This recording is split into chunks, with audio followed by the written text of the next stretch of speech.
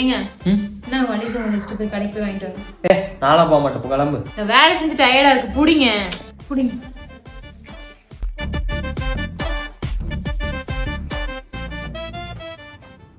Hello baby.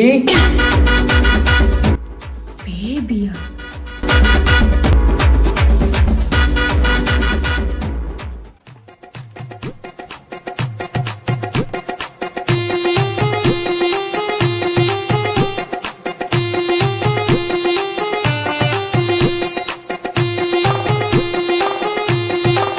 ஓகேடா, வைக்கிறேன்.